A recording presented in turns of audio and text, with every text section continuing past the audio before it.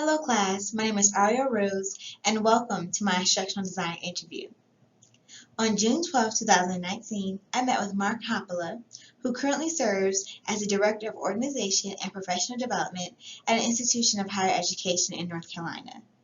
Mark has over 19 years of instructional design experience.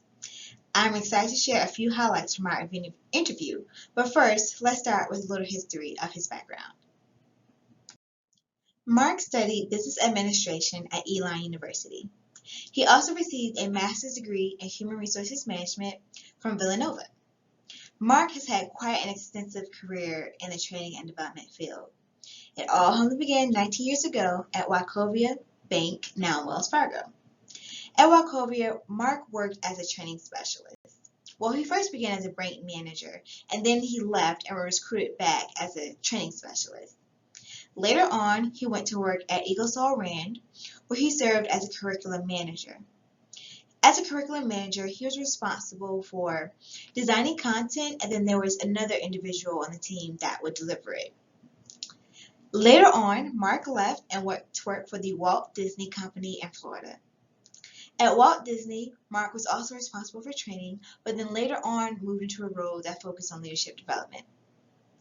After leaving Walt Disney, Mark left to accept the Director of Organization and Professional Development at a university in North Carolina.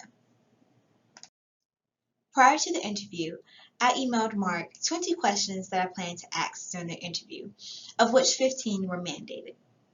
The other 5 additional questions I added were about how instructional design is changing and what strategic role it plays in helping an organization achieve its mission. I will now highlight 3 key issues that were discussed in the interview. When I asked, do you follow the ADDIE model or another instructional design model, Mark shared that they typically follow ADDIE. He did mention that they've tried to use an agile approach to ADDIE, but it didn't work well for them. He said that what typically gets shortchanged when they're following the ADDIE process is the analysis phase. Now, given his experience, he is well aware that the analysis phase in conducting the needs assessment is the most critical, but they often don't do it. Mark shared that when departments request training or some other assistance for improving performance, he typically asks probing questions to see what the department is doing well and what changes they need to make so that they understand where the gap is. When I asked why don't they spend more time conducting observations and a more formal needs assessment, he shared some resource constraints. On his team, there are 3 individuals, and out of those 3 individuals, only 1 is dedicated to the instructional design. The other 2 work with training and managing programs. Mark's team of 3 services a university with over 30,000 students and 10,000 employees. Theoretically, ADDIE is great to follow, but as you can see, in his world, it's just not possible. So in addition to not conducting a full analysis, Mark also shared that when they conduct evaluations, they typically don't go past a level 1. Time is definitely a huge constraint for them, and where they spend the bulk of their time is in the design phase.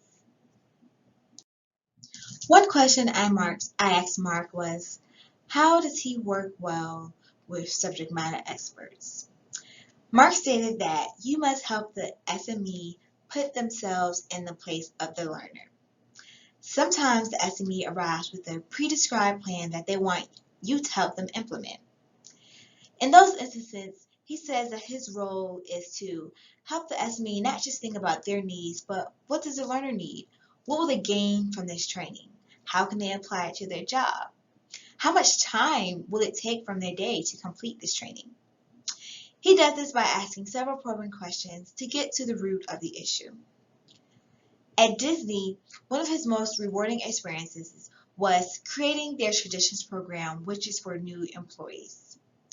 During this project, an SME that he worked with was very engaged, very passionate, and always kept the learner's goal in mind. As the instructional designer, Mark was able to help him with that task. Mark admitted that it is sometimes difficult working with subject matter experts that don't appreciate the instructional design process. He shared candidly with me an experience he had where an SME requested that he create a training. Mark described the process to him and told him that it typically takes about 3 months to create and implement such a training.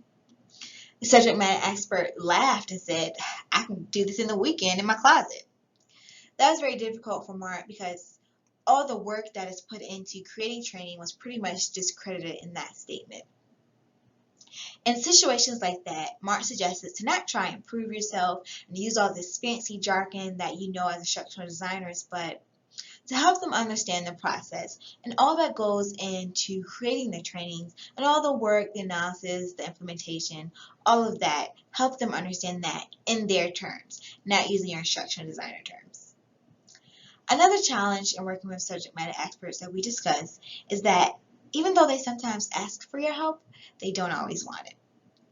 They may reach out for assistance because their leadership requested that they do so, or they received feedback from their learners or their team that they need to make some changes. Sometimes they'll reach out, and then when you provide that feedback, they aren't receptive to it. There are some SMEs that will just go through the motions and they have no intentions whatsoever of implementing any of your recommendations.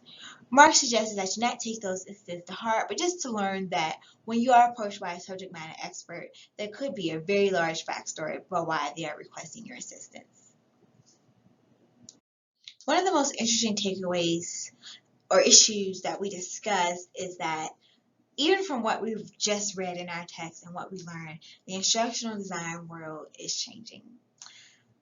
It's not really, I guess, an issue, but just more so something that we should be aware of and cognizant of.